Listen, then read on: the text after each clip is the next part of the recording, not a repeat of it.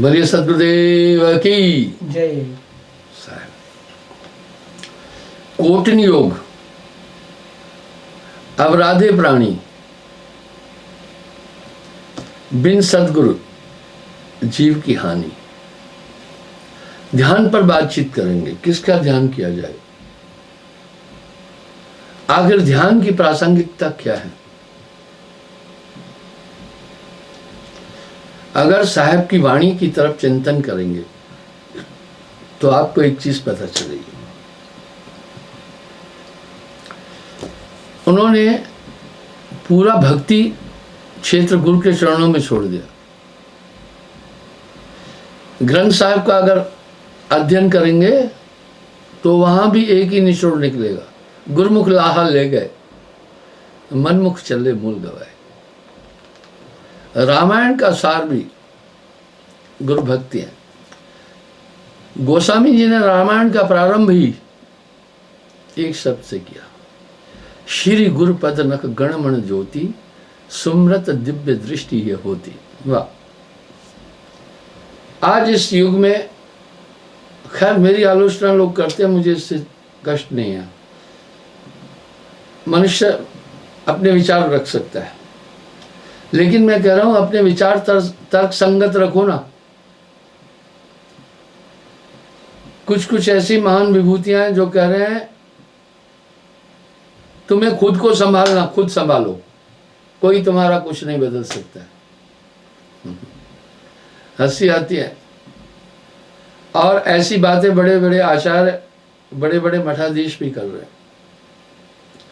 आखिर गोस्वामी जी को क्या पड़ी ये कहने के, और वो उनके शास्त्रों को भी उठा रहे हैं ना। गुर बिन भवनिध तरह न कोई, जो बिरंच शंकर सम हुई। राम कृष्ण से को बड़ा, तिन भी तो गुरु कीन, तीन लोक के नायका गुरु आगे आदीन। यहां साहब कह रहे हैं गुरु के स्मरण मात्र से विंशत विघ्न अनंत, ताते सर्वारंभ में ध्यावत हैं सब संत। गोस्वामी जी कह रहे हैं, साहब कह रहे हैं गुरु के सुमरण मात्र से अनंत विघ्न नाश हो जाते हैं। आखिर गुरु का ध्यान क्यों बोला गया, कुछ तो तथ्य होगा ना। गुरबिन माला फेरते, गुरबिन देते ना दान, गुरबिन दान हराम है बूझो वेद पुराण। आखिर ऐसी विभूतियां क्या बोलना चाह रही है, उनका क्या लक्ष्य है। वेद भी तो इंगित कर रहा है ना, सहस्त्राणी कल्पकाशी बसंती यत्फलम क्षणार्धि गुरु चिंतते यतधिकम। हाँ, वो उससे भी ज्यादा है। कुछ तो बात है ना।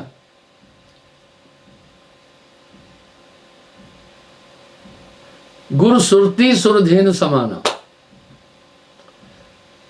जो जिसका ध्यान करेगा उसका रूप हो जाएगा।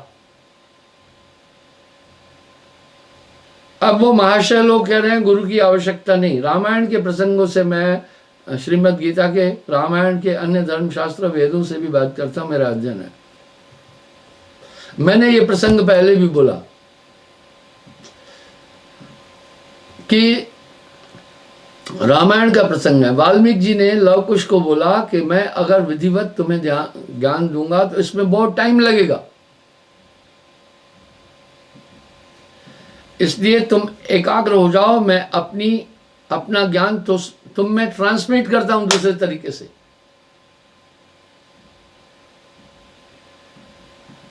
अगर आपको शंका है तो अभी भी वो YouTube पर आप चैनल देख सकते हैं। दोनों बालक एकाग्र हुए, वाल्मीकि जी ने अपना पूरा बोध उनमें ट्रांसमिट किया था।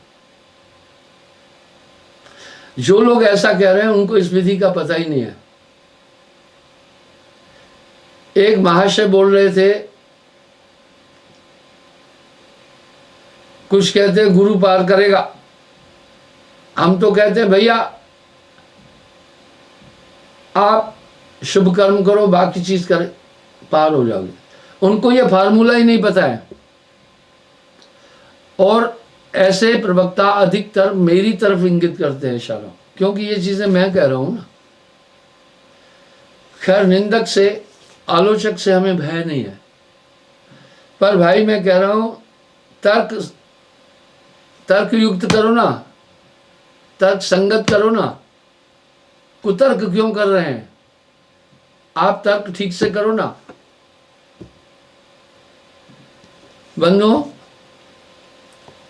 साहब कह रहे हैं गुरु के सुमरण मात्र से विंशत विघ्न अनंत, ताते सर्वारंभ में ध्यावत है सब संत। आखिर यहां पर साहब एक बात और बोल रहे हैं, पर वो जो बोल रहे हैं वो अपनी अज्ञानता, अपनी हीनता स्वयं ही तो व्यक्त कर रहे हैं ना। जबकि सर्वगुण निर्गुण दोनों शास्त्रों में गुरु की महिमा का अनंत वर्णन है। सब धरती कागज करूं, लेखन सब बन रहा है, सात समुद्र की मस करूं, गुरु गुण लिखा न जाए। गुरु पारस गुरु परस है, गुरु अमृत की खान, शीश दिए जो गुरु मिले तो भी सस्ता जान। यहां तथ्य क्या है? आप जगत के जितने भी पदार्थ हैं सब प्राप्त कर सकते हैं अपने प्रयास से, पर आपके पास उस परम सत्ता की प्राप्ति के लिए कोई साधन नहीं है। आपको अंतर जगत में जाने के लिए कोई साधन नहीं है। ये ताकत आपको गुरु से मिलेगी। आपको अपने अंदर के विकारों को जीतने का कोई संसाधन नहीं है। आपको ध्यान होगा, इसी प्रसंग में उस बात को फिर जोड़ूंगा। एक आदमी आया मेरे ख्याल से, क्योंकि मैं हर महीने पहले चंडीगढ़ में सत्संग करता था, फिर वहां क्वार्टरली रखा, काफी ज्यादा मुझे यात्राएं करनी पड़ती थी। अभिप्राय आदमी का बातचीत करने से समझ में आता है। मेरे पास एक आदमी आया, उसका मूड ही यही था। वो भी ये कह रहा था कोई गुरु वगैरह नहीं, चारों तरफ लोगों ने धंधा बना रखा है और क्या जरूरत है गुरु की, आदि आदि। मैं उसका मंतव्य समझ गया। उसके अंदर बड़ी घृणा भरी पड़ी हुई थी। वो घृणा ही उंडेलने आया था। मुझे उसने बोला कि मैंने बौद्ध धर्म शास्त्रों का अध्ययन किया है, पीएचडी हूं मैं। आपके वार्तालाप में कई अशुद्धियां भी हैं। मैं विद्वान हूं, आपसे काफी ज्यादा पढ़ा लिखा हूं। जिन जिन शास्त्रों की आप बात कर रहे हैं उनका मेरा अध्ययन है। बहुत अच्छी बात है अगर शास्त्रों का अध्ययन किया है। परमात्मा जब हमारे अंदर है, हम खुद देखें, दूसरे की क्या जरूरत है। वो कुछ अनाप शनाप बोलता गया। मैंने कहा इसके अंदर जो कुछ है पहले बाहर निकालने तो दो। जब अपने अंदर का पूरा मसौदा बाहर निकालेगा तब तो पता चलेगा इसके अंदर क्या भरा पड़ा है। मैंने फिर उदाहरण दिए कि रामकृष्ण से को बड़ा, तिन भी तो गुरु कीन, तीन लोग के नायका गुरु आगे अधीन। बोला ये बातें लोगों ने अपने अपने हिसाब से लिख रखी है। कोई गुरु की आवश्यकता नहीं, हम परमात्म तत्व को खुद ही पढ़े लिखे समझेंगे। ऐसी विचारधारा काफी लोगों की है। अब यहां सदगुरु धारा क्या बोल रही है? चाहे कितना तप कर लो, चाहे कितनी भक्ति करो, तुम बिना एक सच्चे गुरु के संसार सागर से पार नहीं हो सकते हो। यह सिद्धांत अपेल है। यही बात तो गोस्वामी जी रामायण में कह रहे। घृत बर मिले है बारी के मथते, सिकता से बरु तेल, बिन प्रभु भक्ति न भवतरे, यह सिद्धांत अपेल। गुरु की महिमा तो गोस्वामी जी ने अपने शब्दों में अनंत जगहों पर उंडेली है। हाँ, यहां पर एक साहब एक बात, फिर तब मैंने उससे पूछा, किसी ऊंचे पद पर भी था, अहंकार तो इंसान 6 चीजों का करता है, 7वीं चीज ही नहीं है। पहला बल मद, ताकत का घमंड। दूसरा धन मद, पैसा है तो कहेंगे इससे सब काम हो सकते। तीसरा जाति मद, जात का घमंड।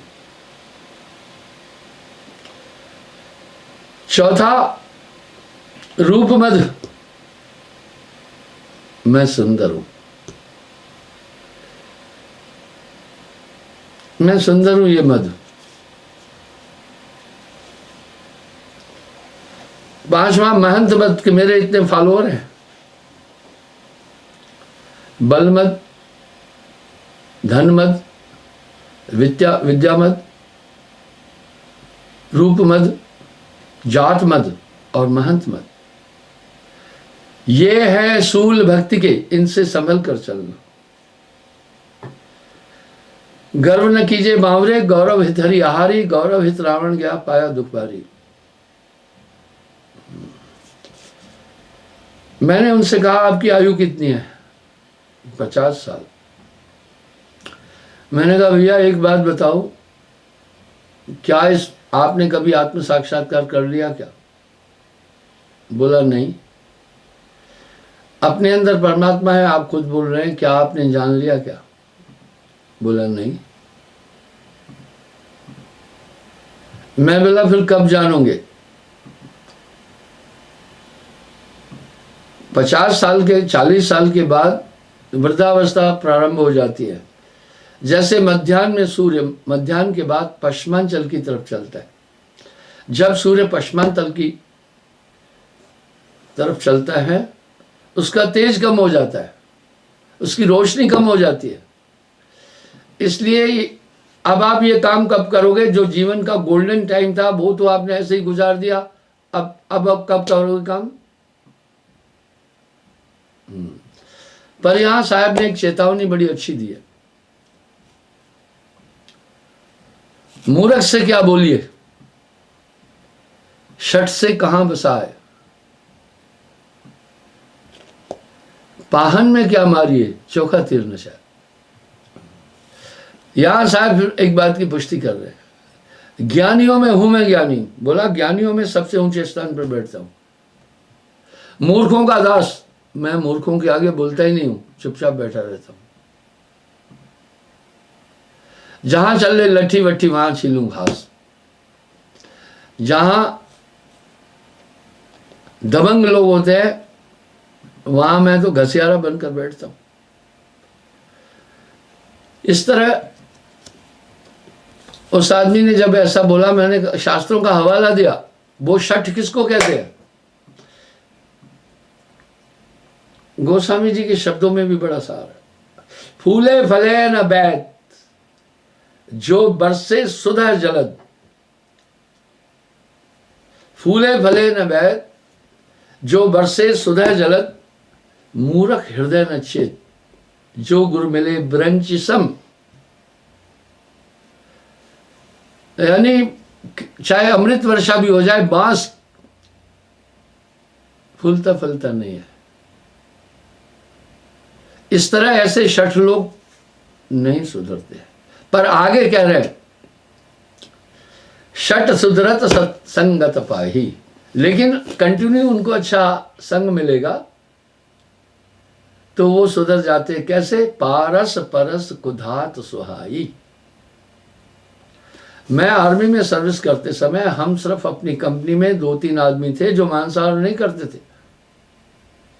लेकिन हमारे संसर्ग में आने के बाद मेरे सैकड़ों आदमियों ने मांस छोड़ दिया था। गोस्वामी जी और महापुरुषों की वाणी में थोड़ा वजन है। अब साहब क्या बोल रहे हैं? संगत से गुण होता है, संगत से गुण जाए। बांस फांस की मिश्री एक है भाव बिकाए, यानी संगत का आदमी पर बहुत बड़ा असर पड़ता है। पर आगे क्या बोल रहे हैं, इतने हजारों लोगों में उनकी संगत का मुझ पर असर नहीं पड़ा, मैं उनको अपनी संगत में ले आया। गोस्वामी जी आगे साहब क्या बोल रहे हैं, जाकी उत्तम प्रकृति, जिनकी प्रकृति उत्तम है, क्या कर सकत कुसंग, उनको बुरी संगत भी कुछ नहीं कर सकती है। चंदन विष व्यापत नहीं लिपटत रहत भुजंग,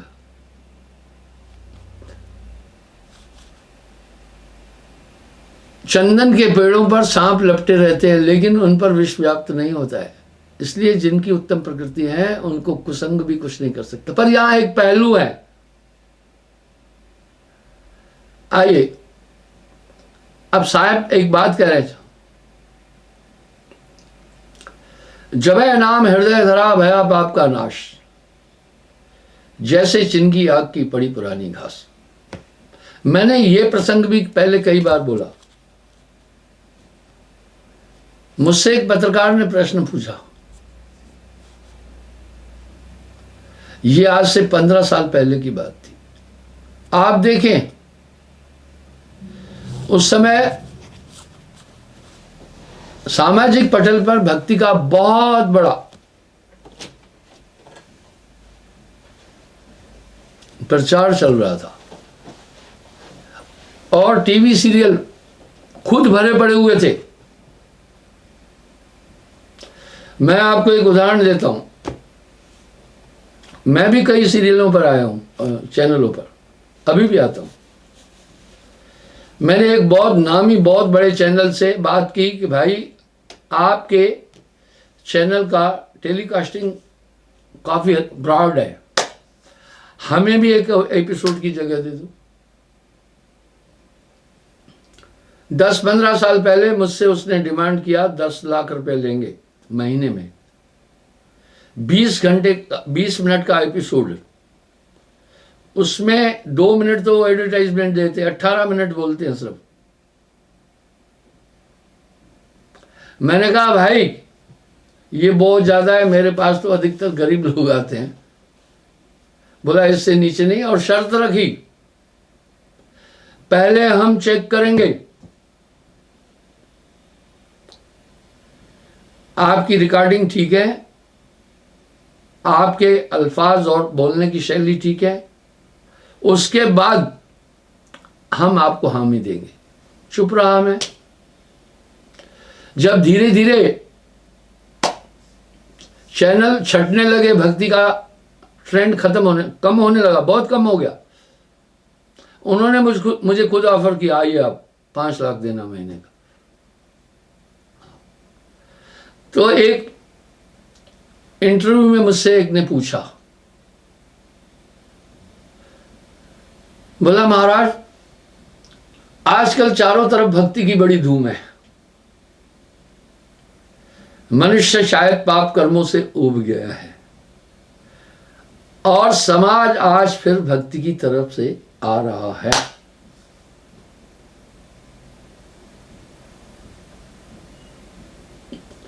इस पर अपने विचार रखो। मैंने कहा महाशय जी, जितना आज समाज भक्ति से दूर है इतना दूर कभी नहीं था। उसने कहा महाराज कैसी बात कर रहे हैं आप, चारों तरफ कहीं यज्ञ हो रहे हैं, कहीं जागृते हो रहे हैं, कहीं प्रभात फेरियां हो रही है, कहीं संत समागम हो रहे हैं, कहीं उत्सव हो रहे हैं, हर आदमी लग रहा है बिजी है। हाँ दिखाई दे रहा है। मैंने एक बात बोली, शायद वो सच थोड़ा कड़वा लगता है। किसको कड़वा लगता है? जो झूठा होता है। मूस बिलाई एक संग कहो कैसे रह जाए। मैंने कहा ये सब व्यावसायिकता है। जब धीरे धीरे कई चीजें समाज के आगे आने लगी मत मतांतरों की, तो वो जाग गए। अब ऐसी स्थिति आ गई है वर्तमान में, कि अगर आप किसी को कहेंगे कि चलो हमारे गुरु के यहाँ सत्संग सुनने, वो गिनाएगा आपको, फलाना बाबे का हाल देखो, फलाना राम देखो कहाँ पहुंचा, फलाना पाल कहाँ पहुंचा, फलाना योगी कहाँ पहुंचा। अच्छा कोई बात नहीं है, वो ये गिनाएंगे। इसलिए अभी तो आदमी ऐसी स्थिति आ गई है कि भक्ति की बात कहने में भी डरने लगा है, हवाला उसी का देंगे। वो क्यों, ऐसा वो हैं ही इसी टाइप के लोग। लेकिन ऐसा नहीं है कि जिज्ञासु अभी खत्म हो गए, जिज्ञासु दुनिया में है। 1 करोड़ की अगर आप बिल्डिंग बनाएंगे, 1 करोड़ का मकान बनाएंगे, चींटी उसमें भी छिद्र ढूंढेगी। उसकी यही वृत्ति है, वो छेद में रहती है, इसलिए उसे छिद्रान्वेदी कहते हैं। तो कुछ इस तरह के भी लोग होते हैं। तो मैंने उनको कहा, भाई अगर हम भक्ति के युग में होते ना, तो सामाजिक पटल पर भक्ति का असर दिखता। आज देखो भाई भाई से छल कर रहा है, कितना पाप बढ़ गया, घूस, छल, कपट। मैं आपको एक उदाहरण देता हूं। पहले घूस आदमी पर्दे में लेता था, पहले आदमी घूस पर्दे में लेता था। आजकल घूस बड़े हिसाब से लेता है। मैं आपको उदाहरण देता हूं। गुरुदेव के अवतरण दिवस पर मैं यहां से बहुत से लोग ले जाता हूं। गोंडा तो काफी गाड़ियां जाती हैं, हालांकि उनका टैक्स भी लगता है। तो बाकी गाड़ियां कभी कभी आगे निकल जाती है, मैं लोगों के खान पान की व्यवस्था करने के लिए पीछे रह जाता हूं। तो मैं हरिद्वार के पास जब पहुंचने वाला था, एक जगह पर बैरर आया, गाड़ी रोकी, 100 रुपए की मांग हुई। तो मैंने उसको कहा क्या ये टोल पोस्ट है क्या, 100 रुपए क्यों? टोकन मांग रहा है, 100 रुपए टोकन। मैंने कहा अच्छा पर्ची लो। वो बोला पर्ची नहीं। तो मेरे ड्राइवर ने कहा गुरुजी कोर्ट वर्ड में ये घूस लेते हैं जो 100 रुपया, उसको कहते हैं टोकन। मैं उतरा, कंसर्न आदमी से बात की। मैंने कहा भाई ये खुलेआम आप लोग घूस ले रहे हैं, क्या बात है? मैं कंप्लेंट करूंगा। बोला कंप्लेंट आपको जहां करनी है कर लो, कोई फर्क नहीं पड़ेगा। कह रहा है जहां भी जाना है। बोला महाराज आप अगर पैसे नहीं दे रहे हैं तो कोई बात नहीं, जाओ, लेकिन हमें डराओ मत। मैं कहा भाई आप घूस मांग रहे हैं 100 रुपए और घूस मांग रहे हैं, डर नहीं लग रहा है आपको? तो मैं कंप्लेंट करूंगा। उसने कहा महाराज जिसके पास कंप्लेंट करोगे उसी ने तो घूस लेने के लिए कहा है। ज्यादा झंझट नहीं करो, जाओ, अपना टाइम भी नहीं खराब करो, हमारा भी नहीं करो। बोला ये पैसा, मेरी क्या औकात है सड़क पर खड़े होकर के लोगों से पैसे इकट्ठा करूं? आप नहीं देख रहे मैं निडर हूं। ये सब चीजें आपके सामने आ रही है। खैर उसने मुझसे पैसे नहीं लिए, मैं चल पड़ा था।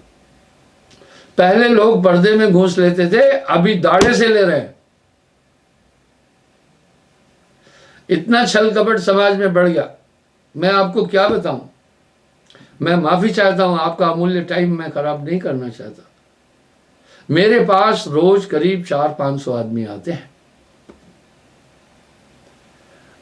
आजकल ज्यादा आते हैं। मैं उनको कहता भैया आए, बंदगी किया, चले जाओ।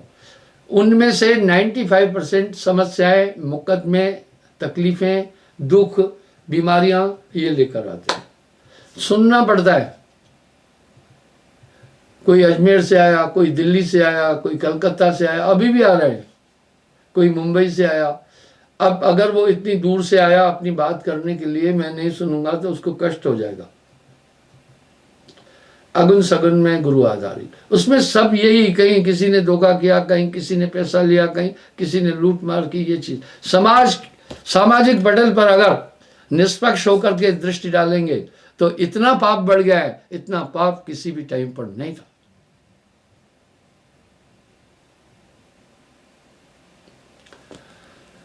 पर साच कहो तो मारन धाई, झूठ कहा नहीं जाई। बहुत है दाग दामन में, सफा कर जत्न करने को। मैंने कहा महाशय, अगर हम भक्ति के युग में होते ना तो भक्ति स्वतंत्र सकल गुण खानी, बिन सत्संग न पावे प्राणी। इसलिए मनुष्य पाप बहुत कर रहे हैं। पाप कर्मों से सदा है जिसका रहता मन मलिन, उसको सपने में भी परमात्मा नजर आता नहीं। इसलिए मैं पत्रकार को कहा महाशय, जितना इंसान आज भक्ति से दूर है इतना कभी दूर नहीं था। ये व्यवसाय है पूरा, ये पूरा व्यवसाय है। आइए, पर साहब यहां क्या कह रहे हैं? गुरु बिन हृदय शुद्ध ना होई, कोटिन भांत करे जो कोई। आखिर गुरु हृदय प्रकाशित तो कर देता है, तभी फिर इंसान पाप कर्मों से बच सकता है। पाप कर्मों से सदा है जिसका रहता मन मलिन, उसको सपने में भी परमात्मा नजर आता नहीं। जो लोग ऐसी बातें कर रहे हैं, बात तो कैसी है बताऊं? वो खुद फिर कह रहे हैं हमारी बात मानो। मैं एक उदाहरण देता हूं। कुछ महाशय कह रहे हैं गुरु गुरु सब ये पाखंड है, बंधन में डालते हैं, खुला जियो, फलाना करो। तो मैं उनसे प्रश्न करता हूं, तुम फिर उपदेश क्या दे रहे हो? क्यों कह रहे हो मेरे पास आओ? गौण रूप से तुम भी तो यही कह रहे हो मेरे पास आ जाओ। तुम्हारा मंतव्य क्या है? तुम्हारा अभिप्राय क्या है? हेल्दी डिबेट्स होनी चाहिए। वो फिर वैसा ही कह रहे हैं, काग पलट हंसा कर दीना, ऐसा नाम सतगुरु में दीना। इसका मतलब है गुरु हृदय शुद्ध करता है, उसके पास ये टेक्नोलॉजी है, उसके पास ये ताकत है, तुम्हें बदल देगा। अब वो कह रहे हैं तुम खुद को बदलो। उनको फार्मूला ही नहीं पता है, इसलिए वो ऐसी बातें कर रहे हैं। फिर वो कह रहे हैं जो बाकी कचरा दिमाग में भर के रखा है वो बाहर निकालो। ठीक है, वाह। मैं बताता हूं ये दुनिया कैसी है। एक नक्कटों का पंथ था, साहब ने वाणी में कहा। एक की थी नाक कटी हुई।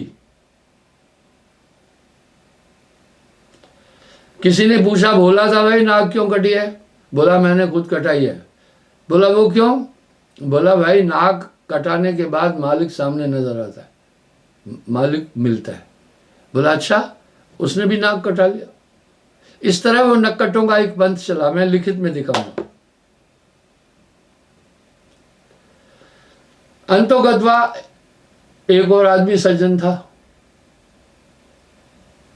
उसने जब नाक कटाई तो उसने बोला भाई मालिक तो दिख नहीं रहा है। बोला चुप, हमारी नाक नहीं है, हम किसी की नाक नहीं रहने देना है दुनिया में। उसने कहा ये कौन सी बात है? अरे भाई नाक तो शरीर के लिए आवश्यक है। उसने शोर मचाना शुरू किया, नाक कटाने से परमात्मा नहीं मिलता है। फिर क्या हुआ? सभी चिल्लाने लगे नहीं मिलता है, नहीं मिलता है, नहीं मिलता है, हमें भी नहीं मिलता है। इसी तरह अभी काफी पंथ मत मतांतर बिखर गए, छिटक गए जब ऐसी कुछ करतूतें हुई। तो मेरे भाइयों, मेरे कहने का मतलब है ऐसा नहीं है कि दुनिया में सच पूरा खत्म हो गया है। अब यहां साहब कह रहे हैं नाम बिना नहीं छूटे कालू, बारंबार नरक में गालू। आखिर गुरु भाई, गुरु हृदय शुद्ध कर देगा, गुरु हृदय शुद्ध कर देगा। गुरु बिन हृदय शुद्ध ना होई, कोटिन भांत करे जो कोई। उनको फार्मूला ही नहीं पता है, इसलिए वो ठीक कह रहे हैं कि कोई कुछ नहीं कर सकता आप में, जो आपने खुद करना है। अब यहाँ साहब तो ये कह रहे हैं ना कुछ किया ना कर सका, ना करने जोग शरीर, जो कुछ किया सो गुरु किया, भयो कबीर कबीर। नाम बिना नहीं छूटे कालू, बारंबार यम नरक है गालू। नरक निवारक नाम जो आई, सुर नर मुनि लखत कोई ना आई। अब यहां साहब क्या कह रहे हैं? गर्भ निवारक जो नाम है, सुर नर मुनि उसको नहीं जानते हैं। ताते यम फिर भटकावे, नाना जो इन काल सतावे। विरला सार शब्द पहचाने, सतगुरु मिले सतनाम समाने। अभी भी आप देखना तो नास्तिक कई किस्म के हैं, साहब ने यहां तक कह दिया है, जिसको पूर्ण गुरु नहीं मिला, गुरु धारण किया, तो वो भी निगुर है। वो तो यूं हुआ, कोई स्त्री नपुंसक से शादी कर ले, शादी करके भी वो कुंवारी है। साहब की वाणी में बहुत बड़ा सार है। नाम नाम सब जगत बखाना, नाम भेद कोई बढ़ रहा है।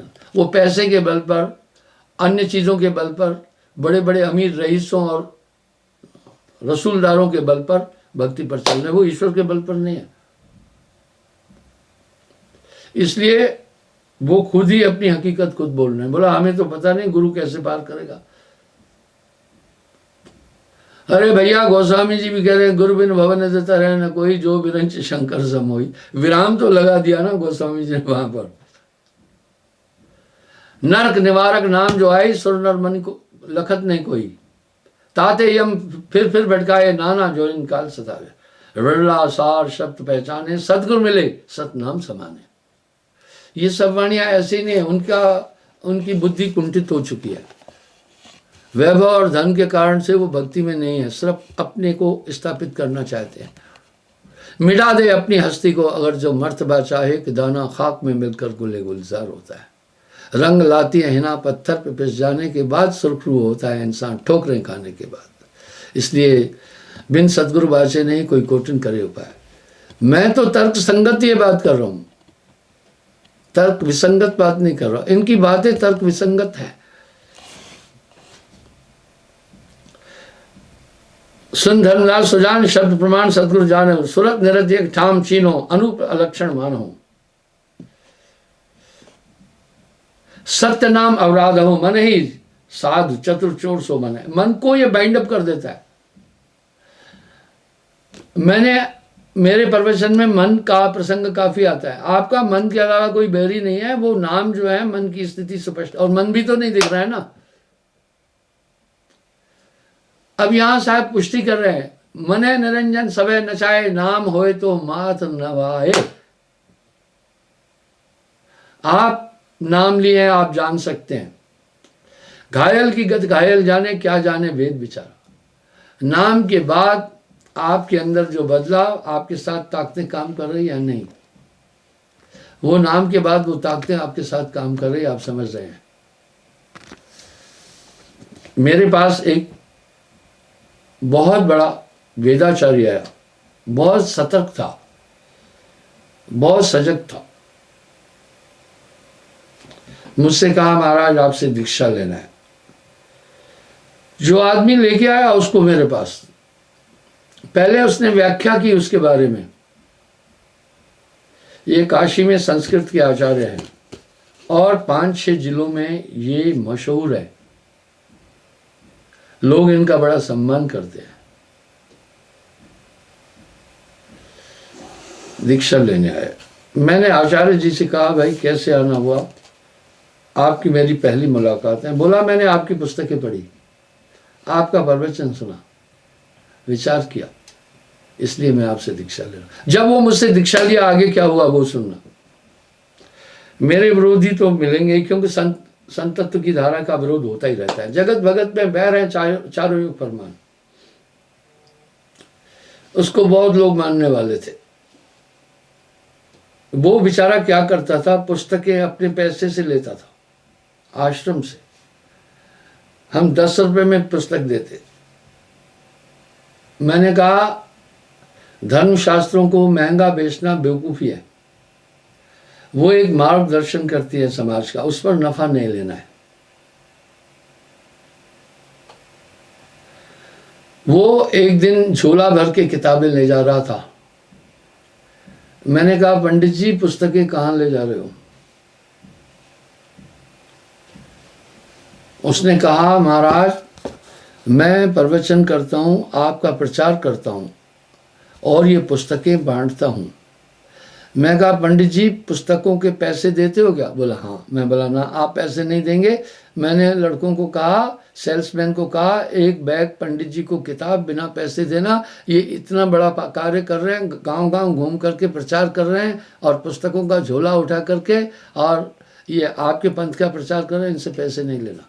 पता है बाद में उस पंडित जी को लोग क्या कहने लगे कि मेरे लिए कहा इसके पास काला इल्म है, पंडित जी को सम्मोहन करके पागल कर दिया।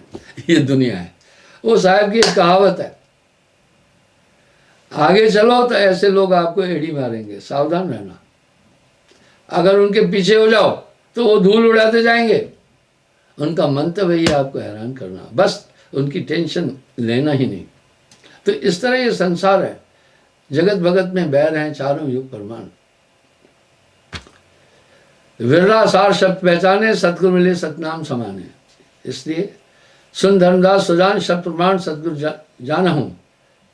कह रहे हैं ये नाम बिना गुरु के मिलेगा ही नहीं।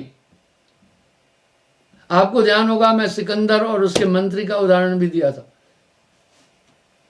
इस तरह ये नाम एक पूर्ण सदगुरु देता है। जागट नाम न संचरे तिसको जान मशान, जैसे खाल लोहार की जन श्वास ले जन प्राण। नाम बिना सब अविधिहीना, नाम बिना सात दीप पृथ्वी पर कर्मा, सार शब्द बिन मिटे न भरमा। गर्भ निवारक ये नाम, और पूरी पृथ्वी की परिक्रमा करके 68 तीर्थों पर भी घूम के आए, नाम के बिना आपका निस्तारण नहीं होगा। तभी तो गोस्वामी जी कह रहे हैं कली में केवल नाम आधारा, सुमर सुमर भवोत्रा पारा। कली है नाम प्रताप धर्मन हंस लोक सिधावई। और ने युक्ति तरन की, बोला और कोई साधन ही नहीं है नाम के बिना। अंधकार के मिटाने का मात्र एक ही साधन है प्रकाश। इस तरह हृदय शुद्धि पकड़कर नाम का झाड़ू सफा कर गुजर है दिल को, और ये नाम पूर्ण सदगुरु ही देता है। इसलिए सदगुरु नाम बताने वाले तुझको लाखों प्रणाम। क्षमा चाहता हूँ, समय हो रहा है, कल पुनः मैं हाजिर हूँगा। साहिब।